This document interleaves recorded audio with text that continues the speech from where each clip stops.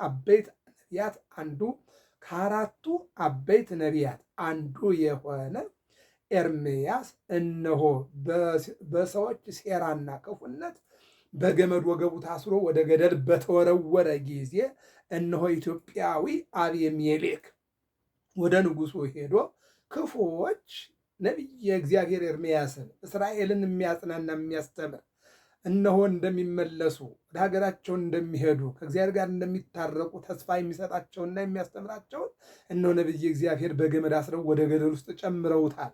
በከተማይቱ የሚበላ እንጀራ የሚጠጣ ውሃ የለም። ንጉሥ ሆይ እነሆ በሱ ላይ የሚደረገው ነገር ሁሉ መልካም አይደለም ብሎ ሲናገር የእግዚአብሔር መልአክ የንጉሱን ሆድም አባብቶ የአቤሜሌክንም አይምሮ አስተካክሎ ንጉሱም 30 ወጣቶች ይዘህ ሂደህ በገመድ ወገቡን አስረህ አውጣው ብሎ አዘዘው። ሄደና ጨርቅ ብብቱን ገመዱን እንዳይጎዳው አሮየ ጨርቅ በመጋዘን ፈልጎ ይዞ ሄደና ለኤርምያስ ገመዱን ወረወረለት። ጨርቁን እነሆ በብብትህ ሰር አለና ለ30 ወገቡን በገመድ አስረው ኤርምያስን አውጥተውታል። ኤርምያስን እንዲወጣ ያደረገው በዛሬው ዕለት በተዘጋ ጉድጓድ ውስጥ እነሆ ቅዱስ ሚካኤል ነው። በተዘጋ ደጅ ገብቶ መቃብር ገብቶ በተዘጋ መቃብር የወጣውን ተንሥአ ያሉ ዜ በከመይቤ አስቀድሞ እንደተናገረ ተነስቷል። ደጆች መቃብር ቢዘጋም እነሆ የመቃብሩ ጌታ የትንሣኤ በኩር ሆኖ ተነስቷል ብሎ ያበሰረ መልአክ። ይልቁንም ሐዋርያት ሥራ ምዕራፍ 12 ላይ ቅዱስ ጴጥሮስ እጅና እግሩ ታስሮ ወደ ወህኒ ቤት በተጨመረ ጊዜ በተዘጋ ደጅ ገብቶ ቅዱስ ጴጥሮስን ነፃ ያወጣ ቅዱስ ጴጥሮስን አይመርኩ ከመ እግዚአብሔር ፈንዖ መልአኩ አዳነኒ እግዚአብሔር መልአኩን ልኮ አዳነኝ ብሎ እንዲመሰክር ያደረገው ቅዱስ ሚካኤል ዛሬ ሚያዝያ 12 ቀን ኤርምያስን ከጉድጓድ ያወጣበት ዕለት ነውና ይልቁንም እመቤታችን ድንግል ማርያም በድንግልና ጸንሳ በድንግልና የወለደች ቸሩ መድኃኔዓለም በድንግልና ተጸንሶ በድንግልና የተወለደ በእህቱም ተጸንሶ በእህቱም ማኅፀን የተወለደ በእህቱም መቃብር ተቀብሮ በእህቱም መቃብር የወጣ የተነሳ ትንሣኤውን ያሳየ በተዘጋ አንድም ደጆች ተዘግተው ሳሉ ገብቶ ሰላማቸውን ለሐዋርያት የመለሰና ነፃነትን ያጎናጸፈ እግዚአብሔር ዛሬ በዚህ ሳምንት ደጆች ተዘግተው ሳሉ ኢየሱስ ገባ ተብሎ ወንጌል በሚነገርበት ዮሐንስ ወንጌል ምዕራፍ 20 ቁጥር 26 ላይ ይህ ቃል በሚነገርበት ዛሬ ደግሞ ሚያዝያ 12 ቀን ቅዱስ ገብርኤል ነቢየ እግዚአብሔር ኤርምያስ ወደ ገደል ተጨምሮ ገደሉ ወደ ጉድጓድ ተጥሎ ጉድጓድ ቦአ እግዚ ኢየሱስ ወቆመ ማእከሎሙ ደጆች ተዘግተው ሳሉ ኢየሱስ ገባ። የዮሐንስ ወንጌል ምዕራፍ 20 ቁጥር 26። በስመ አብ ወወልድ ወመንፈስ ቅዱስ አሐዱ አምላክ አሜን። ክርስቶስ ተንሥአ እሙታን በዐቢይ ኃይል ወሥልጣን አሰሮ ለሰይጣን አግዓዞ ለአዳም ሰላም እምይእዜሰ ኮነ ፍስሐ ወሰላም። በዓለም የምትኖሩ ኦርቶዶክሳውያን እግዚአብሔር ልጆች ሰላም እግዚአብሔር ይብዛላችሁ። ሚያዝያ 12 ቀን የታላቁ መልአክ መጋቢ ብሉይ ቅዱስ ሚካኤል ወርሃዊ ማታሰቢያ ነው። እንዲሁም ደግሞ ዘመነ ትንሣኤ ዘመነ ፋሲካ ነው። ፋሲካ ማለት መሻገር ማለት ነው። ፋሲካ ብሂል ማዕዶት ብሂል ፋሲካ ማለት መሻገር ማለት ነው። ማዕዶት ማለትም ያው ነው። እንግዲህ በዘቦቱ አዶነ እንግዲህ ነፍሳት ከሲኦል ወደ ገነት ከባርነት ወደ ነፃነት ከሞት ወደ ሕይወት የተሸጋገርንበት ጊዜ ስለሆነ ዘመነ ፋሲካ ይባላል ማለት ነው። በዚህ ላይ እንግዲህ ዛሬ የቅዱስ ሚካኤል ወርሃዊ መታሰቢያ ነው። እግዚአብሔር በቅዱስ ሚካኤል ላይ አድሮ ማንን ረዳ፣ ምን ተደረገ የሚለውን አጠር ያለ ታሪክ እንነጋገራለን። በአዲስ አበባ ሀገረ ስብከት የካባዶ ምስራቀ ፀሐይ ቅዱስ ሚካኤል እና 24ቱ ካህናተ ሰማይ ስንማማር አርፍደናል። ነገር ግን ለሚዲያ ቦታው አይመች ስላልነበረ አሁን በዚህ በኩል እንነጋገራለን። ያንን ሆኖ መልሰን የምነጋገረው ደጆች ተዘግተው ሳሉ ኢየሱስ ገባ ነው የሚለው። አንድ ድጓን እንውሰድ። ዘሰባቱ ኃይለ ሰማያት ሀደረ ውስተ ልበ ምድር፣ ሰባቱ ሰማያትን አንድም 20 ዓለማትን የፈጠረ አምላክ በልበ ምድር ውስጥ አደረ ማለት በማህፀነ ምድር አደረ። ኢዮብ የተባለ ጻድቅ እንግዲህ እምነት እንደ አብርሃም፣ ትዕግስት እንደ ኢዮብ፣ ጽናት እንደ ኢያሱ ብላ ቤተክርስቲያን ታስተምራለችና ይህ ኢዮብ በአንድ በተመሳሳይ ሰዓት ልጆቹ ሞቱ፣ ሰራተኞቹ ሞቱ፣ ንብረቱ አለቀ፣ እሱ ሰውነቱ በቁስል ተመታ። ጓደኞቹ መጣው እግዚአብሔር እግዚአብሔር እያል ካብት አለቀ፣ ካደው አሉት። እንደናንተ አይነት ጓደኛ ከእግዚአብሔር የሚለይ አልፈልግም ዘወር በሉኛልና አባረረ። የጓደኞቹ ድካም በሱ ጥንካሬ ቢወገድም ከቤቱ ደግሞ በሚስቱ በኩል መጣበት። እግዚአብሔር እያልክ እስከ መቼ ነው ካደውና ሙት አለችው። አንቺም ከሰነፎች ሴት አንዷ ነች። መጽሐፈ ኢዮብ ምዕራፍ 2 ላይ የምናገኘው ታሪክ ነው አላት። ይህን አለፈው። እንግዲህ እንደሚታወቀው ኢዮብ ለሚስቱ እንዲህ አላት፣ ራቅየ ወጻእኩም ከርሰምየ ወራቅየ እትመየጥ ውስተ ማኅፀነ ምድር። ከእናቴ ማኅፀን ራቁቴን ወጥቻለሁ፣ ወደ ምድር ማኅፀን ራቁቴን እገባለሁ። እስከዚያ ድረስ ግን እግዚአብሔርን አልክደውም አለና ሰው ያው ጌታችን 3 ቀንና 3 ሌሊት በመሬት ልብ በመሬት አድሯል። እኛ ደግሞ ያው እንደሚታወቀው ትውልድ ያልፋል፣ ትውልድ ይተካል፣ መሬት ትሰበስባለች። መነሻችን መሬት ነው፣ መድረሻችን መሬት ነው። መነሻው መድረሻው ይሆናል ማለት ነው። እና ምን ይላል? ከዚያ ወሰደና ቅዱስ ያሬድ ዘሰባቱ ኃይለ ሰማያት ሀደረ ውስተ ልበ ምድር ይላል።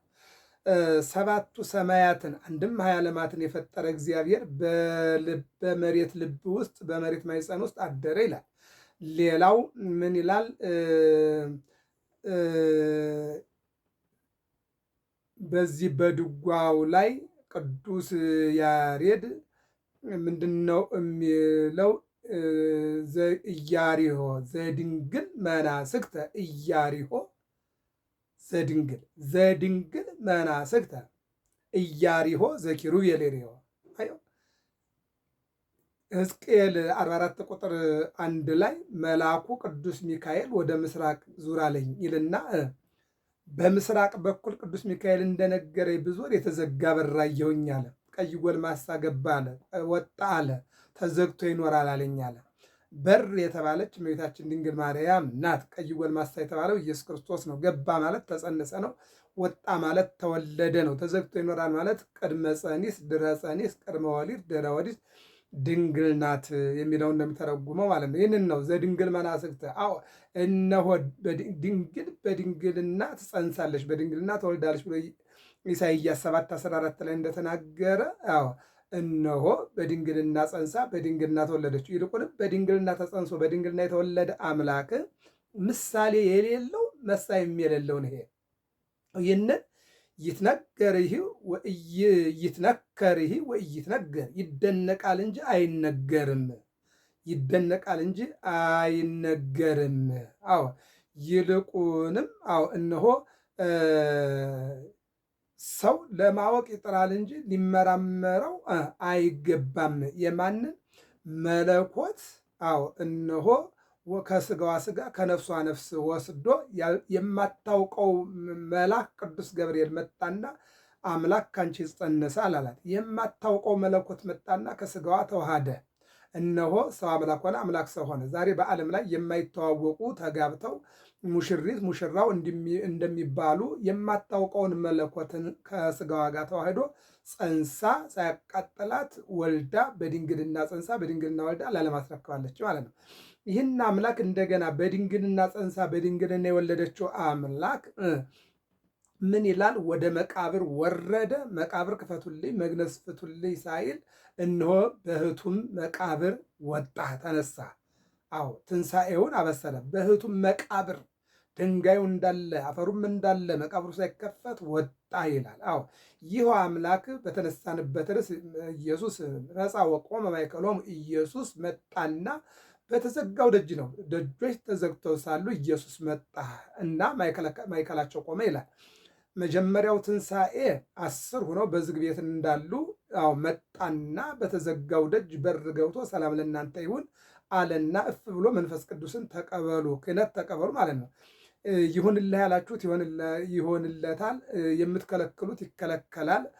በምድር ያሰራችሁት በሰማይ የታሰረ ነው፣ በምድር የፈታችሁት በሰማይ የተፈታ ነው ብሎ ስልጣንን ሰጣቸው። ብቻ አይደለም ሆሮ ወመሃሩ ይልቁንም በአብ በወልድ በመንፈስ ቅዱስም እያጠመቃችሁ ደቀ መዛሙርት አድርጓልና አዘዛቸው። 10ን ማለት ነው።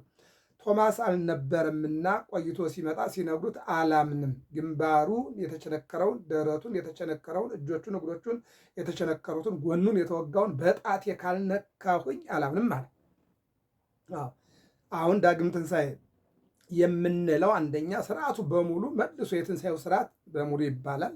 ከዚያ ቀጥሎ እነሆ ቶማስ ለ10 የተገለጠ አምላክ ለቶማስ ሊገለጥ 11 ባሉበት እንደዚያው ባልተለየ ነገር በሮች እንደተዘጉ መስኮቶች እንደተዘጉ ገባና ባሉበት ሰላም ለእናንተ ይሆናልና ሰላማቸው መለሳላቸው። ከመለሰ በኋላ ቶማስን ጠራና አማኝ እንጂ ተጠራጣሪ አትሁን አለና ምን አለው? እነሆ እጅህን ዘርጋ አለው። ዘረጋ። ወደ ብብቴ አምጣ አለው። አመጣ። የተወጋውን ጎኑን አሳየው። ሀብታም ነው። በነገራችን ላይ ቶማስ ወደፊት ስለሚሆነው ነገር ነው።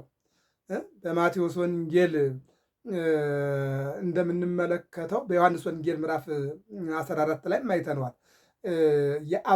ወደ አብ መሄድ የሚቻለው በየት በኩል ነው ብሎ የጠየቀ ታላቅ ሐዋርያ ነው። እንደገና በዮሐንስ ወንጌል ምዕራፍ 11 ደግሞ ምንድን ነው ያለው?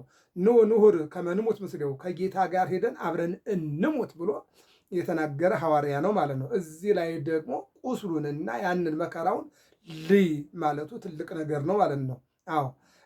ከዚህ የተነሳ አማኝ እንጂ ተጠራጣሪ አትሁን አለና አሳየው። ቁስሉን አይቷል። የክርስቶስን ቁስል ከማየት የበለጠ ጸጋ የለም። የተወጋውን ከማየት የበለጠ ነገር የለም። ለሌሎቹ አራዮ ለቶማስ ርግዘተ ገብሁ ለእንድርያስ ቅንዋተ እዴሁ፣ ለቶማስ የተወጋውን ለእንድርያስ ደግሞ ችንካሩን አሳየው ነው የሚለው። አያችሁ መጽናት እንዲህ ነው። ስለዚህ ቶማስን ምን አለ ማለት ነው? በተዘጋው ደጅ ገብቶ ቶማስን አትጠራጠር ብሎ አሳመነው። እግዚእ ወአምላኬ፣ ጌታዬ አምላኬ አምኛለሁ አለ። ስላየህ አመንክ፣ ብፁዓንስ እለ ኢይሬዩን ያምኑኝ፣ ሳያዩ የሚያምኑ ብፁዓን ናቸዋል። አሁን ወደ ድጓው እንምጣ። ይህ እንግዲህ በዘመነ ፋሲካ ትናንትም ከትናንት ወዲያ የተሰበከ ቃል እግዚአብሔር ስለሆነ ብዙ አንቆይበትም። ዘሰባቱ ኃይለ ሰማያት ሀደር ውስተ ልበ ምድር፣ ሰባቱ ሰማያትን አንድም 20 ዓለማትን የፈጠረ አምላክ በመሬት ልብ አደረ ይልና ወሃለዋ አንስት እለተልካሁ ለኢየሱስ፣ 3 ዓመት ሙሉ ኢየሱስን ሲላላኩ ሲታዘዙና ባደረበት እያደሩ በዋለበት እየዋሉ ሲራዱ የነበሩ ሴቶች ነበሩ ይላል። በየት ሲያስተምርም ነበሩ። 2 ዓሣ 5 እንጀራ ሲያበረክት ነበሩ። አይነ ስውር ሲያበራ ነበሩ። ለምጻም ሲያነጻ ነበሩ። ይልቁንም ደግሞ ጎባጣዋን ሴትዮ ከኃጢአትሽ ተፈተሻል ሲል ነበሩ። ይልቁንም በሆሳዕና ቤተ መቅደሱን ሲያጸዳ ነበሩ። ይልቁንም ደግሞ ኢየሱስ ክርስቶስ ሲያዝ ነበሩ፣ ሲገረፍ ነበሩ፣ ሲሰቀል ነበሩ፣ ሲቀበር ነበሩ። አሻግሮ ያዩ ነበር። ይህን ምን አለ ቅዱስ ያሬድ? ወሃለዋ አንስት እለተልካሁ ለኢየሱስ። ምንድን ነው ተልካሁ? ያገለገሉ ማለት ነው። ሽቶ ያመጡ አሉ። እንደገና ደግሞ እንባ ይዘው የመጡ አሉ። እንደገና ጆሮአቸውና ጊዜያቸውን ይዘው የመጡ አሉ። እንደገና ደግሞ ለሐዋርያት ውሃ ያቀረቡ፣ ምግብ ያቀረቡ፣ ልብስ ያቀረቡ አሉ። ሐዋርያትን ማገልገል ክርስቶስ ማገልገል ስለሆነ ማለት ነው። እለተልካሁ ለኢየሱስ ይልና እነማን ናቸው? ሴቶች ኢየሱስ ክርስቶስን የሚላላኩ ሴቶች ነበሩ ይልና ምንድን ነው የሚለው? እነዚህን ሴቶች እንዲበሉ አላቸው። ምን አሉ? ሆራ ሀበ ንጉሠ ስብሐት ወይቤላ፣ ወደ ምስጋና አምላክ ወደሚመሰገን ምስጋና የባህሩ ወደሆነ አምላክ ወደ ኢየሱስ ክርስቶስ ሄዱና እንዲህ አሉ። አንዳንዶቹ ችግራቸውን፣ አንዳንዶቹ የሕዝብ ችግር፣ አንዳንዶቹ የሃይማኖት፣ አንዳንዶቹ የወንጌል ጠየቁ ይልና ምንድን ነው? ሆራ ሀበ ንጉሠ ስብሐት ወይቤላ ምንድን ነው? ተንሥአ በሉኒ። እነሱ ወደ ምስጋና አምላክ ወደ ክቡር አምላክ ወደሚሰማ ወደሚያዳምጥና መከራን የሚቀንስ አምላክ ሆራ ሄዱ፣ ተራመዱ። ሴቶች ናቸው ማለት ነው። ሀበ ንጉሠ ስብሐት ወይቤላ ተንስ እግዚኦ ተንሥአ እግዚኦ እሙታን።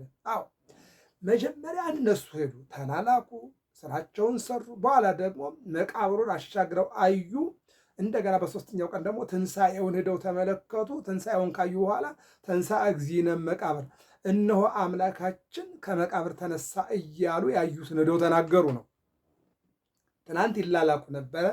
ትናንት መከራውን አይተዋል። ትናንት የተደረሰበትን ግፍ አይተዋል። አሁን ላይ ደግሞ በትንሣኤው ቦታ ተገኙና መቃብር ባዶን መቅረቱን በቅዱስ ሚካኤል በቅዱስ ገብርኤል ሰሙ። ከዚያ ወደ ገሊላ ሄዱና ለሐዋርያት እነሆ ተንሥአ እግዚእነ እመቃብር፣ ጌታችን ኢየሱስ ክርስቶስ ከመቃብር ተነስቷል። ምን ተባሉ? የትንሣኤው ምስክሮች። ለምሳሌ ማርያም መግደላዊትን ስንመለከታት በሌሊት ሄዳ እዚያ መቃብሩ ድረስ ሄዳ ከመላእክት ጋር ስትከራከር፣ እነ ማርያም የቀለዮጳ ሚስት እነ ማርያም የእነ አልዓዛር እህት እነ ዮሐና እነ ሰሎሜ ለሳራ ወለ ሰሎሜ ይላል። እነዚህ ሁሉ አንድ ጊዜ ሁለት፣ አንድ ጊዜ ሶስት፣ አንድ ጊዜ አምስት እየሆኑ እየሄዱ መቃብሩ ባዶ መሆኑን አዩ፣ የትንሣኤው ምስክር ሆኑ ይለናል። እንጨርሰው ድጓውን። ወይቤሎሙ እግዚኦሙ ለመላእክት ሀበ ተሰቀልኩ ዕፅ ክቡረ ይኩን ተንሥአ በሉኒ። በተሰቀልኩበት እንጨት ሥጋዬ ተቆርሶ ደሜ ፈሶ ወደ ጎልጎታ ወርጄ እነሆ ሙስና መቃብርን አጥፍቼ ተነስቻለሁና አምላካችን ተነስቷል እያላችሁ ተናገሩ። ምን በሉ? ተነሳ በሉ። ከየት? ከዝግ መቃብር በተዘጋ ደጅ ተገይቶ እነሆ የሰዎችን ችግር የፈታ አምላክ ተነሳ እያላችሁ ተናገሩ፣ አውሩ። ለማን? ለሰዎች። ማን? እግዚእነ ተንሥአ እግዚእነ መቃብር። ጌታችን መድኃኒታችን ኢየሱስ ክርስቶስ ከመቃብር ተነሳ እያላችሁ ሄዳችሁ ተናገሯል። አሁን ከመቃብር ከዝግ መቃብር ከተዘጋ መቃብር መውጣቱ እንደገና ደግሞ በተዘጋ ደጅ መገኘቱ፣ ይሄ ለምሳሌ ብዙ ታሪኮችን እናምጣ። በትንቢተ ዳንኤል ምዕራፍ 6 ላይ ዳንኤል ከባቢሎን ወደ ኢየሩሳሌም ፊቱን አዙሮ በመስኮት መጸለዩ ወንጀል ተብሎበት 7 ቀን ምግብ ያልበሉ ያልጠጡ አንበሶች በእነዚያ ጉድጓድ ተወረወረ። ምን አጥፍቶ? ወደ እግዚአብሔር ስለለመነ፣ አምላኩን ስላወቀ፣ ወደ አምላኩ ስለለመነ፣ ሀገሩን ስላሰበ፣ የተሰደደን ያን ሕዝብ 70 ዓመት ሙሉ ስላጽናና ዳንኤል አናንያ አዛርያ ሚሳኤልን ከነ ኤርምያስ ጋር ከነ ነህምያ ጋር እነዚህ ሁሉ ወርደው 70 ዘመን የኖሩ ናቸውና እነሆ ዳንኤል ከባቢሎን ሆኖ ርቀት ሀገር ይከልአ ለፍቅር፣ የሀገር መራቅ ፍቅርን አይከለክልም። የሀገር መራቅ ሃይማኖትን አይከለክልም። አሜሪካ ሆኖ ገብርኤል አለ፣ ኢትዮጵያ ሆኖ ገብርኤል አለ፣ ግብፅ ሆኖ ገብረ መንፈስ ቅዱስ አለ፣ ኢትዮጵያ ላይ ገብረ መንፈስ ቅዱስ አለ። ቅዱሳን እንደዚህ ናቸው ማለት ነው።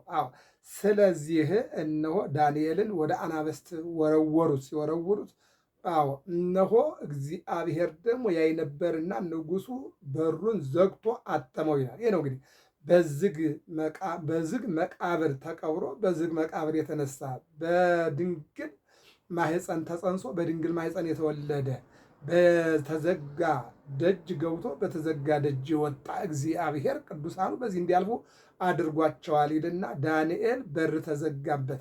ቅዱስ ሚካኤል ሄደና አናብስቱን ዳንኤልን እንዳይበሉት አደረገ። ይልቁንም የተዘጋው ደጅ የዘጋው ክፍል ንጉሱ ሄደና አጥንቱ ተቆጥሯል ተበልቷል ብሎ ክፍት ሲያደርግ ዳንኤል እየተጫወተ ነው። ማን አዳነህ አንተ የእግዚአብሔር ሰው ሲለው እግዚአብሔር መልአኩን ልኮ የአናብስቱን አፍ ዘጋ። እነሆ ነው የሚነግረን። በእውነት የተዘጋውን ደጅ እግዚአብሔር አምላክ ከፍቶ ፍቅራችን፣ ሰላማችን፣ ይቅርታችን እንዲመልስ መልካም ፈቃድ ይሁንልን። እዚሁ ላይ ደግሞ እንውረድ። ዘጸአት ምዕራፍ 14 ላይ 600 ሺህ እስራኤላውያን ከግብፅ ወጥተው ኤርትራ ደረሱ። እንዳይሻገሩ ወንዙ መንገዱን ዘጋባቸው። ማይበሉ ውሃ መንገዱን ከዘጋው ዋና ካልቻልክ ቤት ታልፋለህ። ተዘጋባቸው። ከግብፅ መጥተው ኤርትራ ደርሰው መንገዳቸውን ውሃ ዘጋባቸው። ውሃ ዘጋ። እንዴት ይሻገሩ? በዚህን ጊዜ ሙሴን ምን አሉት? ላታሻግረን ለምን አወጣህን? እነሆ ጠላት መጥቷል፣ እንዳንሻገር ዋና አንችልም፣ እንዳንመለስ ጠላት መጥቷል ሲሉት ወደ እግዚአብሔር አመለከተ። እነሆ ውሃው መንገዱን ዘግቶብሃል፣ በያዝከው በትር ንካው፣ ውሃው መንገዱን ይከፍትልሃል አለው። የተዘጋው መንገድ በውሃ በሙሴ በትር ተከፈለና ዳቂቀ እስራኤል አደው በእግር እስራኤላውያን በደረቅ ተሻገሩ ይለናል። አያችሁ እግዚአብሔር እንደዚህ የተዘጋውን የውሃ መንገድ አሁን ቅዱስ ሚካኤል ከፈተው። ዘጸአት ምዕራፍ 14 ላይ የምናገኘው ነው። መንገዱን ከፈተው ማለት ነው። እስራኤል ምን ሆኑ? ተሻገሩ ማለት ነው። አዎ ተሻግረው ሄዱ ነው የሚለን። ይህንን ነው የሚነግረን። እዚህ በሐዋርያት ሥራ ምዕራፍ 12 ላይ ቅዱስ ጴጥሮስ ወንጌል በሰበከ እግዚአብሔርን ለዓለም ባስተዋወቀ እነሆ ወንጀለኛ ተብሎ በወህኒ ቤት ታሰረ። በር ተዘጋበት።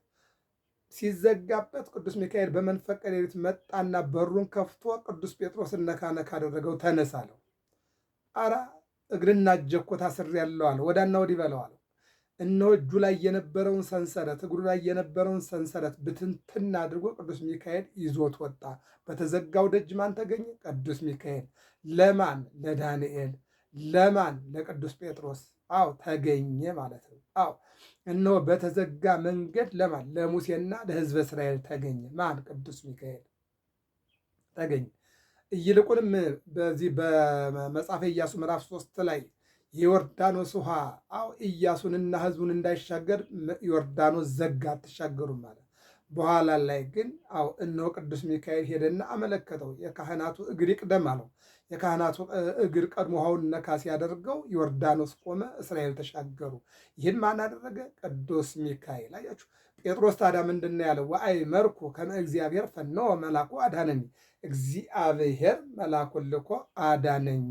በተዘጋው ደጅ በተዘጋው ደጅ በሮች ተዘግተው ሳሉ እግዚአብሔር ቅዱስ ሚካኤል ላከና የአናብስቱን አፍ ዘጋ፣ አናብስቱ አልጎዱኝም አለ። አሁን ወደ ዕለቱ ወደ ዛሬው ታሪክ ሚያዝያ 12 ቀን እንምጣ። በዚህ በትንቢተ ኤርምያስ ምዕራፍ 38 ቁጥር 1 ላይ ኤርምያስም ለሕዝቡ ሁሉ የተናገረውን ቃል የማታን ልጅ ስፍጥያስ፣ የጳስኮርም ልጅ ጎዶልያስ፣ የሰሌምያም ልጅ ዮካል፣ የመለኪያም ልጅ ጳስኮር ሰሙ ይላል። ምን ብሎ ነበረ? ኤርምያስ እንዲህ ብሏልና እግዚአብሔር እንዲህ ይላል፣ በዚች ከተማ የሚቀመጥ በሰይፍና በራብ በቸነፈርም ይሞታል አለ። ማን ነው? ኤርምያስ። ለምን?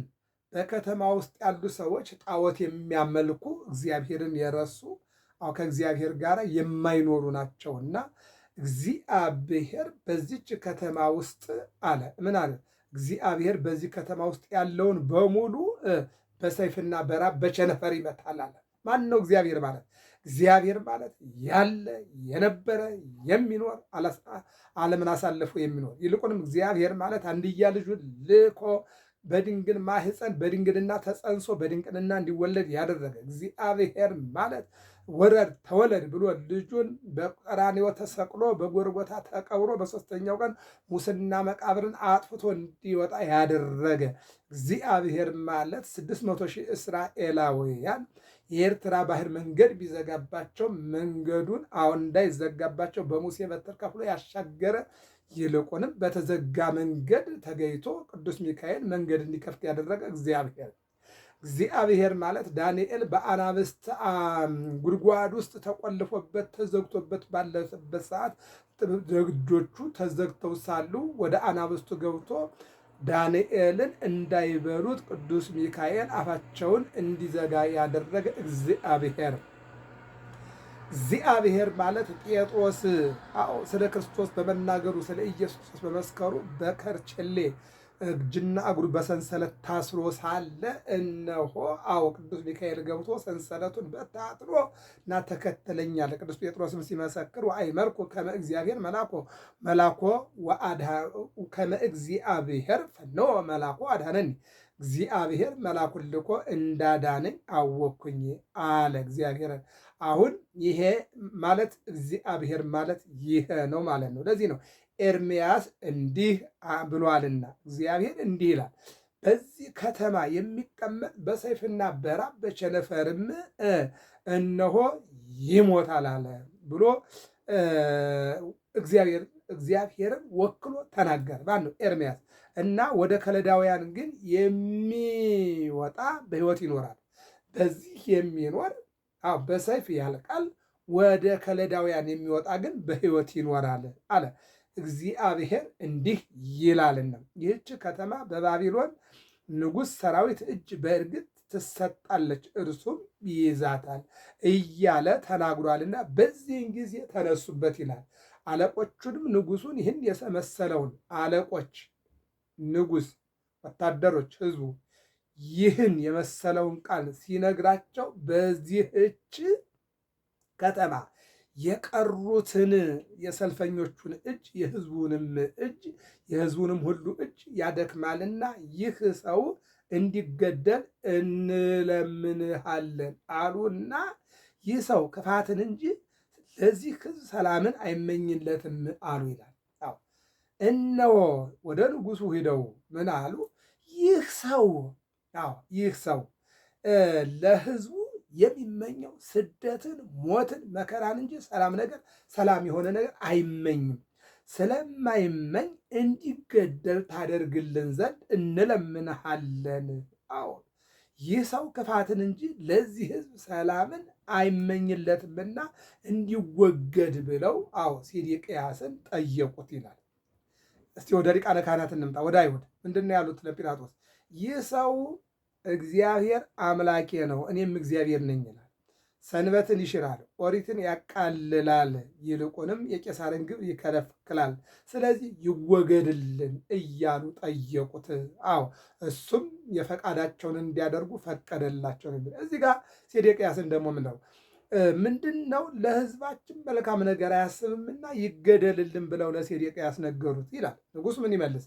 ንጉሱም ሴዴቅያስ ንጉሱ በእናንተ ላይ ምንም ሊያደርግ አይችልምና እነሆ በእጃችሁ ነው አለ። ንጉሱም ሴዴቅያስ ንጉሱ በእናንተ ላይ ምንም ሊያደርግ አይችልምና እነሆ በእጃችሁ ነው አለ። ኤርምያስ ዝም ብሎ ነው የሚያወራው እንጂ ማንም በእናንተ ላይ እጁን የሚቀስርና እናንተ ምንም የሚያደርግ የለም። ኤርምያስንም ወሰዱት፣ በግዞት ቤትም አደባባይ ወደ ነበረው ወደ ንጉሱ ልጅ ወደ መልክያ ጉድጓድ ውስጥ ጣሉት። ወደ ጉድጓዱ ጣሉትና ጉድጓዱን ዘጉበት። እነሆ በተዘጋው ደጅ አንድም ደጆች ተዘግተው ሳሉ ኢየሱስ መጣና በመካከላቸው ቆመ። የተነሳንበት ነው። ኤርምያስ እውነቱን ስለመሰከረ እውነቱን ስለተናገረ ወደ ጉድጓድ ወሰዱና ጣሉት። ከጣሉት በኋላ ደግሞ በላዩ ላይ እነሆ ዘጉበት ይላል። ኤርምያስንም በገመድ አወረዱት። እንደውም ረዥም ስለሆነ እነሆ በገመድ አስረው ወደ በጉድጓዱም ውስጥ ጭቃ እንጂ ውሃ አልነበረበትም። ኤርምያስም ወደ ጭቃው ውስጥ ገባ። ውሃ ስላልነበረበት ጭቃዋ ብቻ ስለነበረ በገመድ እንዲህ አድርገው ወገቡን አስረው ሲለቁት ጭቃው ላይ ገባ። በንጉሱ ቤት የነበረው ጃንደረባ ኢትዮጵያዊ አቤሜሌክ ኤርምያስን በጉድጓድ ውስጥ እንዳኖሩት ሰማ። ንጉሱም በብንያም በር ተቀምጦ ነበር ይላል። አቤሜሌክም ከንጉሱ ቤት ወጥቶ ንጉሱን እንዲህ አለው ይላል። አቤሜሌክ ኢትዮጵያዊ ነው። ኤርምያስ ኢየሩሳሌም ነው፣ ምርኮ ነው። ከኢትዮጵያም የተማረካለ፣ ከባቢሎንም የተማረካለ። እዚህ ላይ አሁን ዋናው ወደ ጉድጓድ የተወረወረ ኤርምያስ ነው። ያዘነለት አቤሜሌክ ነው። ኤርምያስንም በጉድጓድ እየጠበቀ ያለ ቅዱስ ሚካኤል ነው። አቤሜሌክም ደግሞ እንዲወጣ ኤርምያስ አቤሜሌክን የላከ ደግሞ ቅዱስ ሚካኤል ነው ማለት ነው። ደጁ ተዘግቶ ሳለ የጉድጓዱ ቅዱስ ሚካኤል አቤሜሌክን ወደ ኤርምያስ ላከው ነው የሚለው። የኢትዮጵያ ታሪክ እንደዚህ ነው። የኢትዮጵያ ሕዝቦች ሰዎች ናቸው። ሰው ማለት የሚያዝን የሚረዳ የሚያበላ የሚያጠጣ የሚያኖር በጎ ሀሳብ በጎ አመለካከት ያለው ፍቅር፣ ይቅርታ፣ ሰላም፣ ደግነት ያለው የኢትዮጵያ ሕዝብ እንዲህ ነበር የትናንቱ ታሪክ። እንግዳ ተቀብሎ የሚያበላ፣ እንግዳ ተቀብሎ የሚያሳድር፣ እንግዳ ተቀብሎ እግር የሚያጥብ፣ እንግዳ ተቀብሎ የሚያጫውት ነበረ። በእኛ ዘመን ግን እንኳንስ እንግዳ ሊቀበል ይቅርና ወገኑን የሚበላበት ዘመን ደርሰናል ይለናል። አቤሜሌክም ከንጉሱ ቤት ወጥቶ ንጉሱን እንዲህ አለው ይላል። ጌታዬ ንጉሥ ሆይ እነዚህ ሰዎች ነቢዩ ኤርምያስን በጉድጓድ ውስጥ በመጣላቸው በእርሱ ላይ እነዚህ ሰዎች ነቢየ እግዚአብሔር ኤርምያስን በገመድ አስረው ወደ ገደል ጥለውታል። ይልቁንም በጉድጓድ ውስጥ በመጣላቸው በእርሱ ላይ በማደርጋቸው አንድም በእነርሱ ላይ በማደርጋቸው በሌላ መልኩ በእሱ ላይ በማደርጋቸው ሁሉ ክፉ በእርሱ ላይ በማድረጋቸው ሁሉ ክፉ አድርገዋል። በማን ላይ? በኤርምያስ ላይ ክፉ ነገር በማድረጋቸው ሁሉ ክፉ አድርገዋል። አያችሁት? ወንጌል ነው የሚለው ትንቢተ ኤርምያስ ምዕራፍ 38 ቁጥር 9 ላይ ከነነፍሱ እንዳለ በገመድ አስረው ገደል ጨምረዋልና ክፉ አድርገዋል፣ ገለዋልና ክፉ አድርገዋል፣ አሳደዋልና ክፉ አድርገዋል፣ ጠልተዋልና ክፉ አድርገዋል፣ ይልቁንም እነሆ ደብድበዋልና አቁስለዋልና ክፉ አድርገዋል፣ ጎድተውታልና ክፉ አድርገዋል አለ። ክፉ ሁሉ ክፉ አድርገዋል። በከተማይቱም ውስጥ እንጀራ ስለሌለ በዚያ በራብ ይሞታል። በከተማይቱ ውስጥ የሚበላ እንጀራ፣ ዳቦ፣ ውሃ የሚጠጣ ስለሌለ በራብ ይሞታል። የቱ ነው? ጉድጓድ ውስጥ ነው። አዎ ንጉሱም ኢትዮጵያዊውን አቤሜሌክም ከአንተ ጋር 30 ሰዎች ከዚህ ውሰድ፣ ነቢዩም ኤርምያስ ሳይሞት ከጉድጓድ አውጣው ብሎ አዘዛያቸው። ከንጉሱ ስር ያሉ ሰዎች ክፉ ቢሆኑ ንጉሱ ደግሞ አውጠዋል።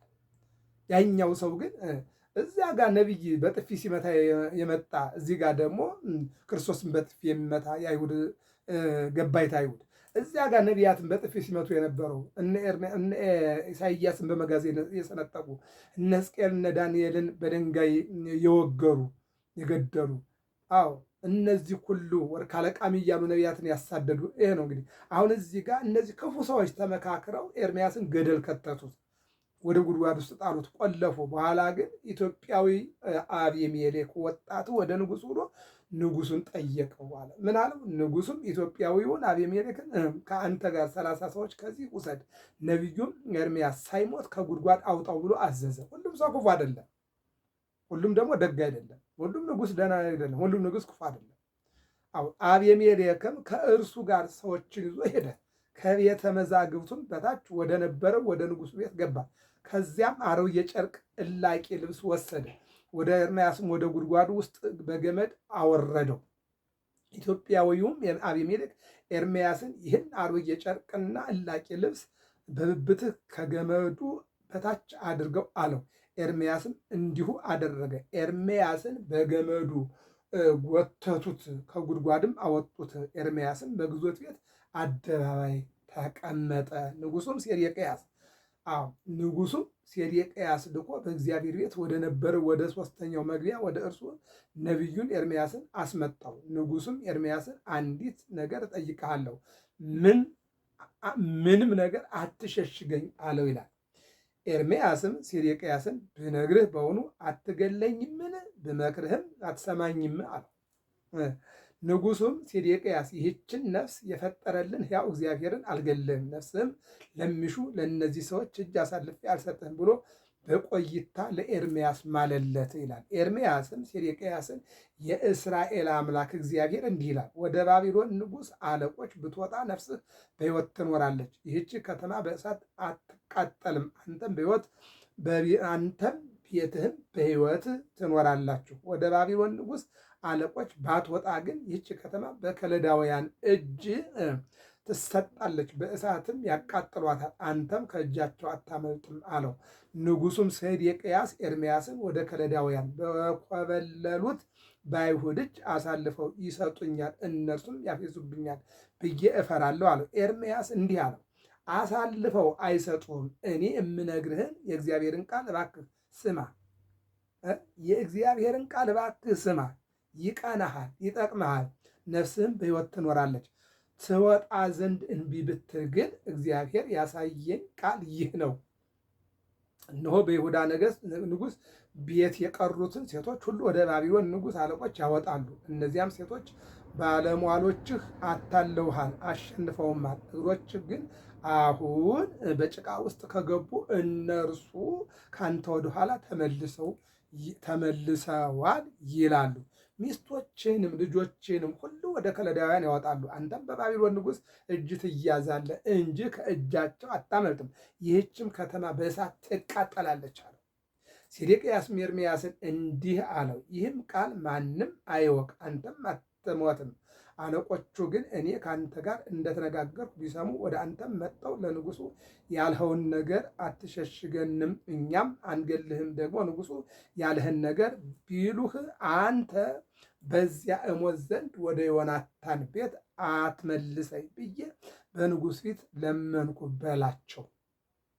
አለቆችም ሁሉ ወደ ኤርምያስ መጥተው ጠየቁ። ንጉሡም እንዳዘዘው እንደዚሁ ቃል ሁሉ ነገራቸው። ነገሩም አልተሰማምና ከእርሱ ጋር መነጋገርን ተው። ኢየሩሳሌም እስከተያዘችበት ቀን ድረስ በግዞት ቤት አደባባይ ተቀመጠ ይለናል ትንቢተ ኤርምያስ ምዕራፍ 38 ቁጥር 1 እስከ መጨረሻው ያለው ታሪክ እንዲህ ይላል። ዛሬ ሚያዝያ 12 ቀን ቅዱስ ሚካኤል እስራኤልን የኤርትራን ባህር ከፍለው ውሃ የዘጋባቸው መንገድ ከፍቶ እንዲሻገሩ ያደረገ መልአክ ዳንኤል መኖሩ ማስተማሩ ነቢይነቱ በጉድጓድ ውስጥ ካሉ አናብስት ጋር ተዘግቶበት ባለ ሰዓት ላይ የአናብስቱን አፍ ዘግቶ ከነሱ ጋር እንዲጫወቱ አድርጎ ንጉሱ ሲገባ እየተጫወተ ቢያገኘው ማን አደነህ አንተ የእግዚአብሔር ሰው አለ። እግዚአብሔር መልአኩን ልኮ የአናብስቱን አፍ ዘጋ። ይልቁንም የተዘጋውን በር ከፍቶ የአናብስቱን አፍ እንዳይበሉኝ ዘጋ አለና ነገረው። ይልቁንም በዛሬው ቀን ቅዱስ ሚካኤል ኤርምያስ የተባለ ነቢየ እግዚአብሔር ከአራቱ አበይት ነቢያት አንዱ የሆነ ኤርምያስ እነሆ በሰዎች ሴራና ክፉነት በገመድ ወገቡ ታስሮ ወደ ገደል በተወረወረ ጊዜ እነሆ ኢትዮጵያዊ አቤሜሌክ ወደ ንጉሱ ሄዶ ክፉዎች ነቢየ እግዚአብሔር ኤርምያስን እስራኤልን የሚያጽናና የሚያስተምር እነሆ እንደሚመለሱ ወደ ሀገራቸውን እንደሚሄዱ ከእግዚአብሔር ጋር እንደሚታረቁ ተስፋ የሚሰጣቸውና የሚያስተምራቸውን እነሆ ነቢየ እግዚአብሔር በገመድ አስረው ወደ ገደል ውስጥ ጨምረውታል። በከተማይቱ የሚበላ እንጀራ የሚጠጣ ውሃ የለም። ንጉሥ ሆይ እነሆ በሱ ላይ የሚደረገው ነገር ሁሉ መልካም አይደለም ብሎ ሲናገር የእግዚአብሔር መልአክ የንጉሱን ሆድም አባብቶ የአቤሜሌክንም አይምሮ አስተካክሎ ንጉሱም 30 ወጣቶች ይዘህ ሂደህ በገመድ ወገቡን አስረህ አውጣው ብሎ አዘዘው። ሄደና ጨርቅ ብብቱን ገመዱን እንዳይጎዳው አሮየ ጨርቅ በመጋዘን ፈልጎ ይዞ ሄደና ለኤርምያስ ገመዱን ወረወረለት። ጨርቁን እነሆ በብብትህ ሰር አለና ለ30 ወገቡን በገመድ አስረው ኤርምያስን አውጥተውታል። ኤርምያስን እንዲወጣ ያደረገው በዛሬው ዕለት በተዘጋ ጉድጓድ ውስጥ እነሆ ቅዱስ ሚካኤል ነው። በተዘጋ ደጅ ገብቶ መቃብር ገብቶ በተዘጋ መቃብር የወጣውን ተንሥአ ያሎ ዜ በከመ ይቤ አስቀድሞ እንደተናገረ ተነስቷል።